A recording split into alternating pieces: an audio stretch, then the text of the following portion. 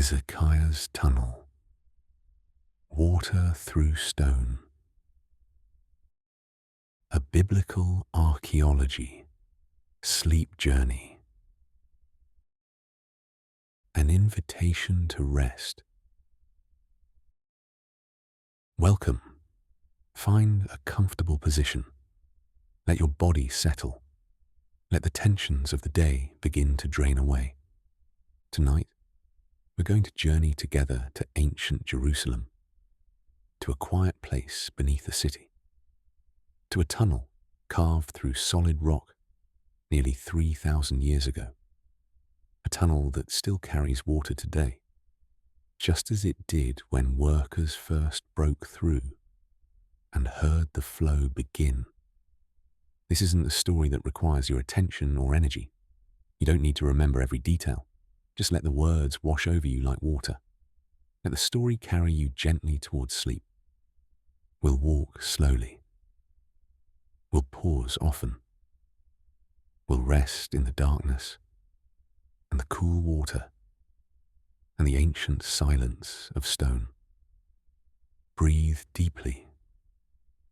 Close your eyes if you haven't already, and let us begin. The sight story. Night falls on Jerusalem. It is night in ancient Jerusalem. The year is somewhere around 701 BC, though the people who live here don't count time the way we do. They mark the years by kings and harvests, by festivals and seasons. The city of David rests on a narrow ridge. To the east, the ground drops sharply down into the Kidron Valley. To the west, another valley cuts deep into the earth. The city sits perched between them, a natural fortress, defensible, protected by geography itself. But tonight, there is fear in Jerusalem. Word has come from the north. The Assyrian army is on the march. City after city has fallen before them. Lachish, the second strongest fortress in Judah, has been besieged and destroyed. The Assyrians are coming, and everyone knows what that means. The Assyrian army is legendary for its brutality. They don't just conquer cities. They annihilate them. They impale prisoners on stakes. They skin their enemies alive. They deport entire populations, scattering them across their vast empire, so they can never return home. King Sennacherib of Assyria is demanding tribute, enormous tribute, gold, silver, precious goods. But even if Hezekiah, the king of Judah, pays it all, there's no guarantee the Assyrians won't come anyway. And if they come, if they lay siege to Jerusalem, the city has one critical vulnerability: water. The problem of the spring. Walk with me now in your imagination, down through the streets of ancient Jerusalem. The houses are dark. Most people are asleep, though some lie awake, thinking about the Assyrian threat, wondering what will become of their city, their families, their lives. We descend through the city, down narrow streets and steps, moving from the higher elevations toward the eastern edge, toward the valley. And there, outside the city walls, is the Gihon Spring. Listen, can you hear it? The gentle sound of water flowing in this dry land, where rain falls only in the winter months, where summer brings months of scorching heat. A spring is life itself. The Gihon Spring is why the city of David was built here in the first place. Without water, there can be no city. The spring emerges from the rock in the Kidron Valley, just outside the eastern wall of the city. In times of peace, this is manageable. People go out through the gates to draw water. They fill their jars and carry them back up into the city. It's hard work, especially in the heat, but it's the rhythm of life. But in times of war, in times of siege, the spring becomes a fatal weakness. An enemy army can simply camp around the city and wait. Cut off from the spring, the people of Jerusalem would have only the water stored in cisterns. In the summer heat, those cisterns would empty quickly. Within days, maybe weeks, the city would have to surrender or die of thirst. Previous kings had tried to solve this problem. There were earlier water systems, tunnels and channels meant to bring water closer to the city or protect access to the spring.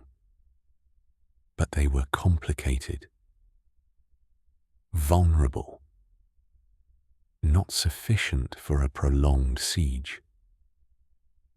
King Hezekiah knows this.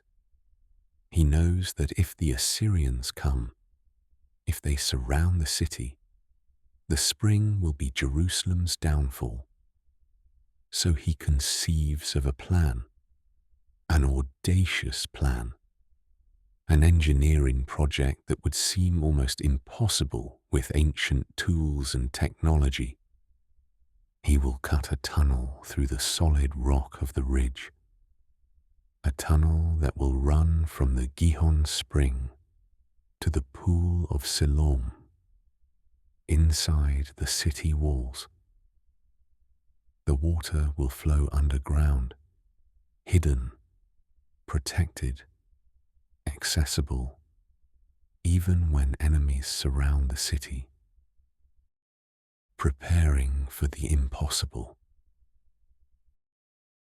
Imagine the planning, the surveying, the calculations done without modern instruments or maps.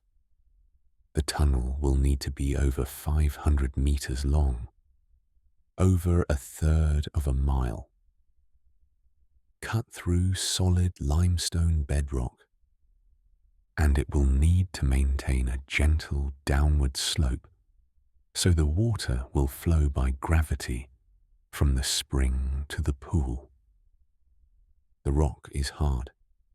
The tools are bronze and iron, chisels, hammers, picks. There are no explosives, no power tools, just human strength and determination and skill. And Hezekiah decides to do something even more remarkable. The tunnel will be cut from both ends at once. Two teams of workers will start from opposite ends and dig toward each other through the rock. Somehow, impossibly, they will need to meet in the middle. Think about that for a moment. No GPS, no laser guidance, no way to see through solid rock, just calculations, measurements, perhaps following the sound of the other team's hammering as they draw close. The work begins. Picture the scene. The entrance near the Gihon spring becomes a construction site. Workers gather. Tools are prepared. Oil lamps are filled. And the first chisel strikes the first blow against the rock. Inside, it's dark. So dark that without lamps, you cannot see your hand in front of your face. The air is close, heavy with dust and the smell of stone and sweat. The sound of hammering echoes off the walls, amplified in the confined space, until it's almost deafening. Day after day, the workers chip away at the rock. Inch by inch, foot by foot, they advance into the darkness. Behind them, the tunnel grows. Ahead, always ahead, is more solid stone. At the other end, at the pool of Siloam location inside the city walls, another team does the same. They dig into the rock, heading in the direction of the spring, trusting their calculations, trusting their skill, trusting that somehow they will meet the other team. The tunnel wins. It's not straight. The workers have to navigate around harder layers of rock, around obstacles they can't see until they encounter them. The course curves, an S shape through the bedrock, following the path of least resistance. Weeks become months. Months stretch toward a year. The work is exhausting, dangerous. Men work in cramped positions, in the dark, breathing dust. The tunnel is narrow, just wide enough for a person to move through in most places. In some sections, you have to stoop. In others, you can stand upright. But slowly, steadily, the tunnel grows from both ends, advancing toward each other through the stone, getting closer. And then, one day, the workers begin to hear something. Through the rock, faintly, the sound of the other team. Hammering voices. The resonance carrying through the stone. They're close now. Very close. The workers adjust their direction, following the sound. The hammering grows louder. Any moment now, any blow of the chisel might break through. And then it happens. A chip of stone falls away, and instead of more solid rock, there's darkness, an opening. The two teams have met. Imagine that moment. The breakthrough. Workers from opposite ends seeing each other for the first time. The impossible has been accomplished. The tunnel is complete. And immediately, water begins to flow. The Gihon spring, which had been blocked and diverted during construction, is now allowed to flow into the new tunnel. The water runs downhill, following the gentle slope the workers had so carefully maintained, flowing through the S-curve, running all the way to the pool of Siloam inside the city walls. Jerusalem now has water, protected water, water that will flow even when enemies surround the city. The tunnel is a triumph, an engineering marvel, and it will save Jerusalem when the Assyrians come. Hezekiah's preparation, his foresight, his willingness to undertake this massive project, it will all prove worthwhile. Rest for a moment in this scene. The workers celebrating, the water flowing for the first time through the completed tunnel, the relief of knowing that the city is safer now, more prepared for what's coming. The night is still. The spring flows. The tunnel carries water through stone, hidden and protected, a lifeline for the city. The artifact story. Walking through water. Let us walk now through Hezekiah's tunnel, not the ancient tunnel of 701 BC, but the same tunnel as it exists today, still carrying water after nearly 2,700 years. The entrance is near the Gihon Spring, in an area now called the City of David Archaeological Park. You descend steps carved into rock. You can hear the water before you see it. A gentle, constant sound, peaceful and cool. And then you step into the tunnel. The water is cold. It comes up to your ankles, sometimes higher, depending on the season and how much water the spring is producing. The floor is uneven, rounded stones worn smooth by centuries of water flow. You have to walk carefully, feeling your way, steadying yourself with your hands on the tunnel walls. The walls are rough.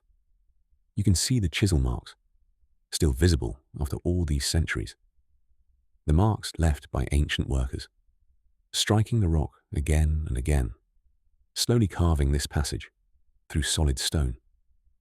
The tunnel is narrow.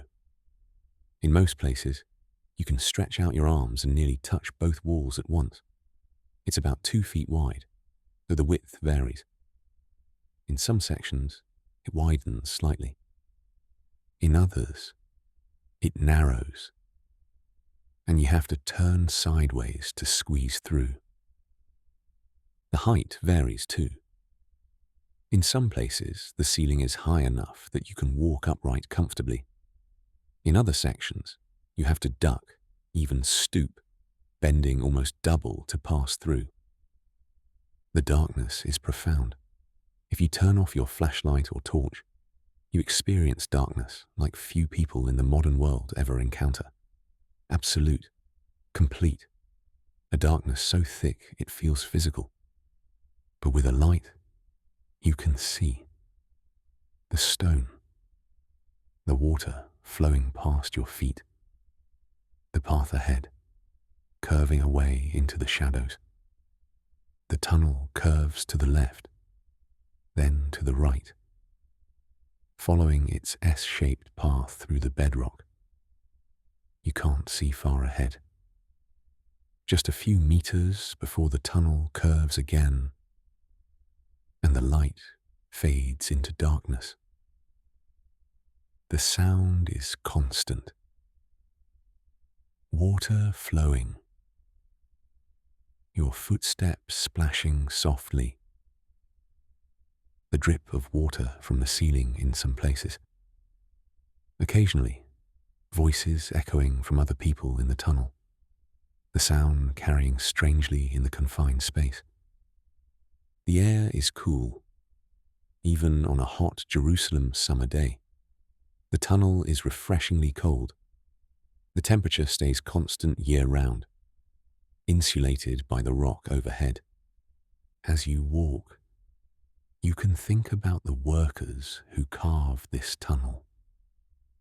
The ancient hands that struck these chisel marks, the determination it must have taken to keep going day after day into the darkness, trusting that the calculations were right, trusting that they would meet the other team.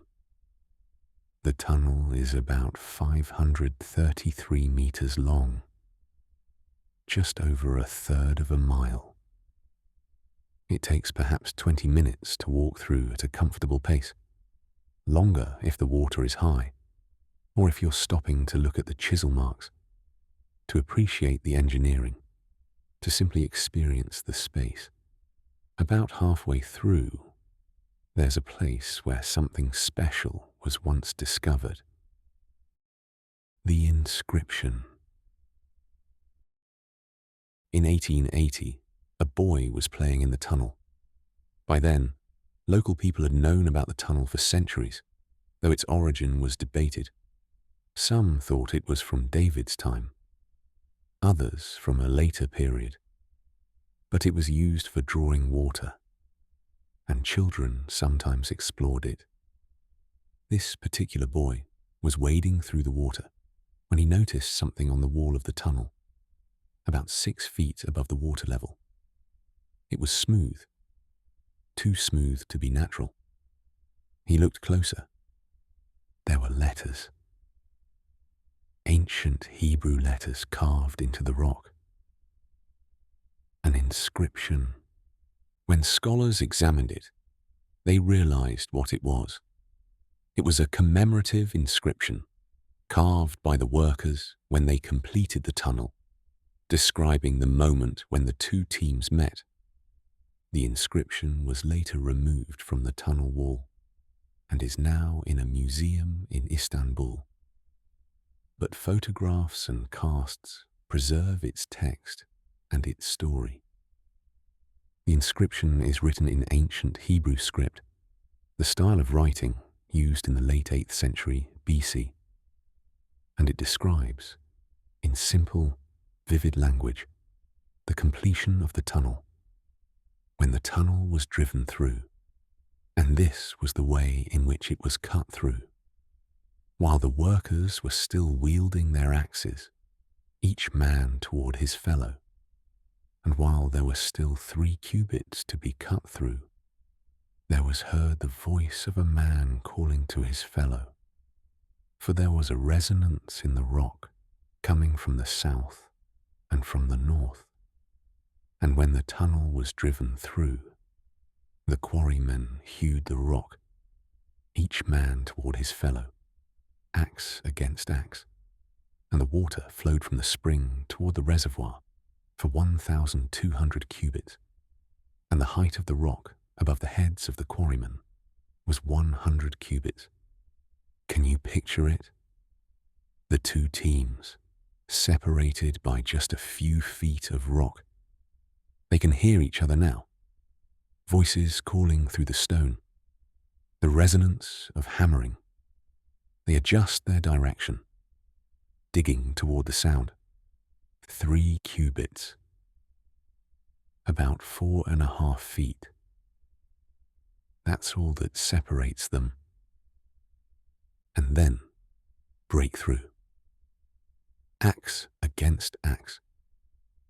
The moment when the two teams meet, the impossible accomplished. The water flows. 1,200 cubits, roughly 533 meters, which matches the length of the tunnel almost exactly.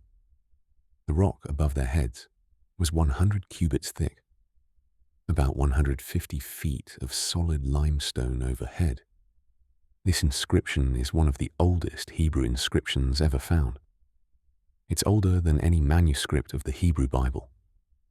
It's a voice from ancient Jerusalem, speaking directly to us, describing this remarkable achievement. The workers who carved this tunnel were skilled, determined, and successful, against enormous odds, using only hand tools, working in darkness. They completed an engineering project that still functions perfectly today. Water still flows. Continue walking now deeper into the tunnel. The water flows past your feet, cold and constant, the same water that flowed when the tunnel was new. Spring water, emerging from the earth, running through stone, just as it has for nearly 3,000 years. The walls drip occasionally. The rock overhead is damp in places. This is living stone, stone that interacts with water, that allows water to seep through in some areas, while channeling the main flow through the carved passage. You can reach down and cup your hand in the water. Bring it to your lips if you wish. This is spring water, clean and cold. The same water that ancient Jerusalem depended on. The same water that saved the city during the Assyrian siege. Because Hezekiah's tunnel worked. When Sennacherib came with his army, when he conquered the fortified cities of Judah and surrounded Jerusalem, the city had water, protected water, flowing underground where the Assyrians couldn't cut it off. The siege didn't succeed. Sennacherib didn't conquer Jerusalem. He eventually withdrew, and Jerusalem survived. Was it because of the tunnel? Partly, perhaps. The Bible attributes Jerusalem's deliverance to God's intervention. But God often works through human preparation. Hezekiah did what he could. He built the tunnel, strengthened the walls, prepared the city, and then he trusted God for the outcome. The tunnel was part of that preparation. Practical faith. Doing what you can do while trusting God for what only He can do. As you near the end of the tunnel, light begins to appear ahead. The darkness gradually gives way to the grey of reflected light, and then to the brightness of daylight. The tunnel opens into the pool of Siloam, or what remains of it, ancient steps leading down into water, excavated and preserved. You emerge from the tunnel into light. The water continues to flow out, the same water that flowed in at the spring, now arriving here inside the old city boundaries. The walk is over, but the tunnel remains, still functioning, still carrying water, still bearing witness to the faith and skill of those who carved it all those centuries ago. Scripture and reflection. The biblical account. The Bible speaks of Hezekiah's preparations in two places. In 2 Kings 20:20, we read, "As for the other events of Hezekiah's reign, all his achievements and how he made the pool and the tunnel by which he brought water into the city, are they not written in the book of the annals of the kings of Judah?" And in 2 Chronicles 32, 2-4 and 30, we read more detail. When Hezekiah saw that Sennacherib had come, and that he intended to wage war against Jerusalem, he consulted with his officials and military staff about blocking off the water from the springs outside the city. And they helped him. They gathered a large group of people who blocked all the springs and the stream that flowed through the land. Why should the kings of Assyria come and find plenty of water? They said. It was Hezekiah who blocked the upper outlet of the Gihon spring and channeled the water down to the west side of the city of David. These brief verses describe a massive undertaking. Hezekiah didn't just build a small channel.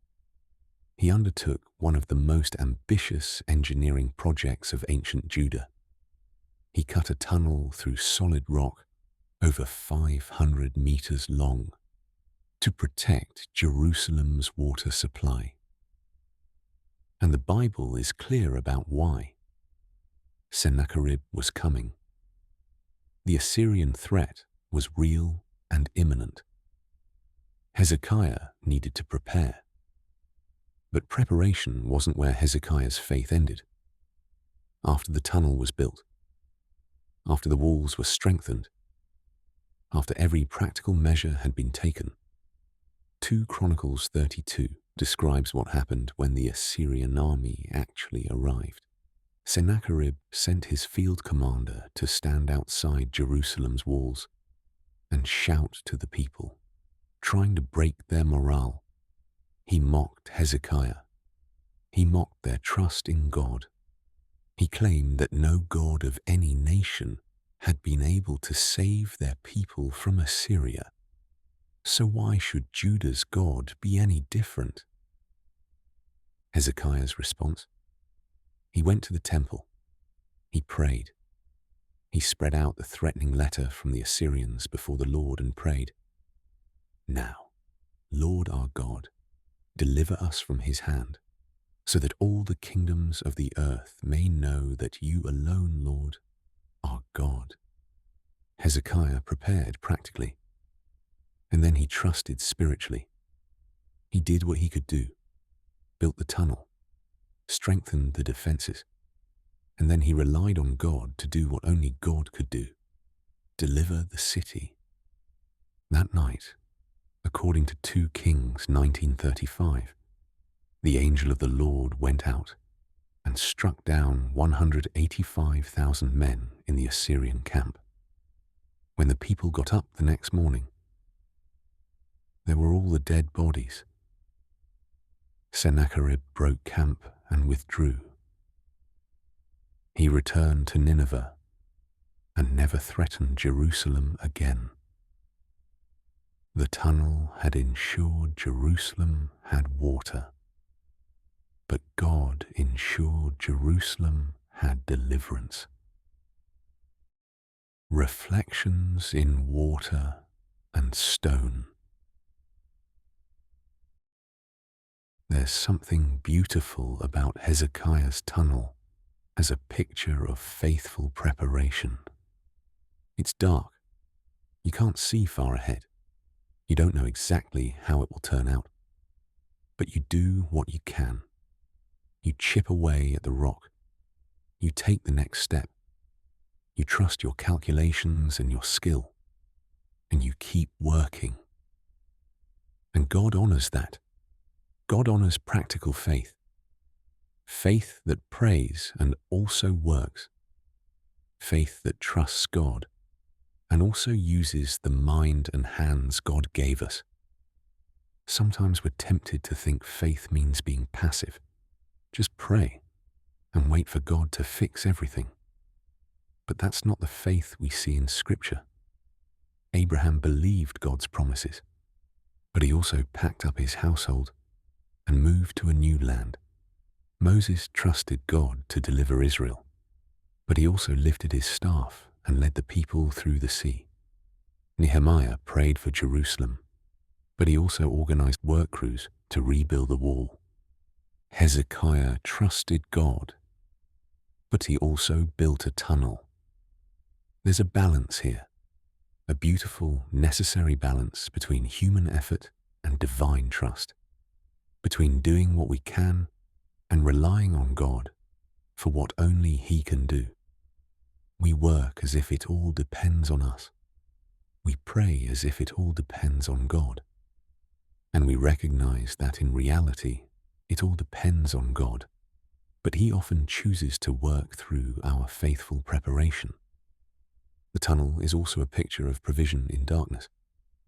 When the Assyrians surrounded the city, when the situation looked desperate, when all hope seemed lost, water was still flowing, underground, hidden, out of sight, but flowing.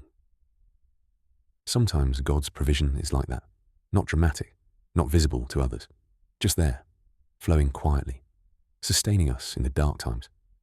Water through stone, life through trial, hope in the tunnel. And a tunnel is a picture of perseverance. The workers couldn't see the end from the beginning. They had to trust the plan and keep working. Day after day, week after week, chipping away at solid rock. In the dark, in difficult conditions. Sometimes our walk with God feels like that. We're in a tunnel. We can't see far ahead. We're not sure how it's all going to work out. But we keep going. We take the next step. We trust that we're heading in the right direction, even when we can't see the breakthrough yet. And then, when the time is right, we hear it. The sound of God working from the other direction. The resonance through the rock. We're closer than we thought. The breakthrough is near. Resting in the flow. As you rest now, as you prepare for sleep, picture Hezekiah's tunnel one more time. Picture yourself standing in it, the water flowing past your ankles, cold and constant, the stone walls rising around you, solid and enduring, the darkness thick, but not frightening, Not oppressive, just restful. You don't need to see far ahead. Just the next step. Just the next moment. The water knows where it's going. It flows without effort, without strain, downhill, following the path carved for it, reaching its destination. You can rest in the flow. You can trust the path. You can let go of the need to see everything, to control everything, to figure everything out. Just stand in the water. Feel it flowing past. Cool and constant. Provision and life. God's quiet faithfulness. Flowing underground, out of sight, but always there. The tunnel is dark, but you're not lost. The path is carved. The water flows. And at the end, there's light.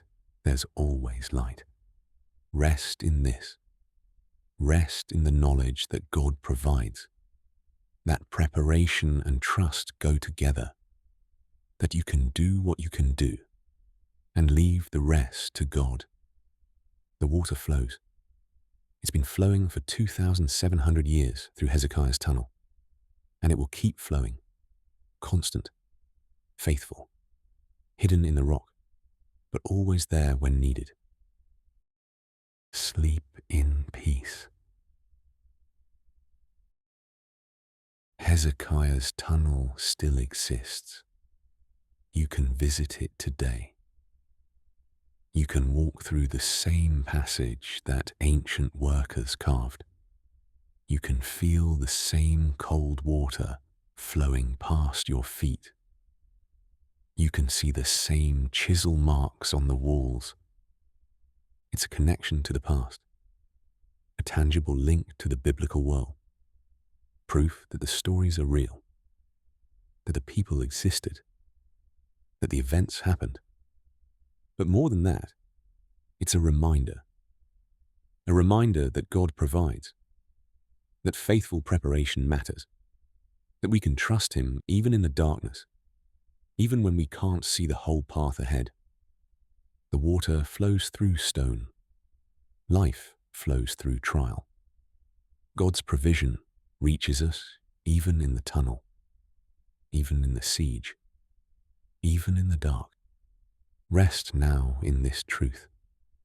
Let the image of water flowing through stone accompany you into sleep.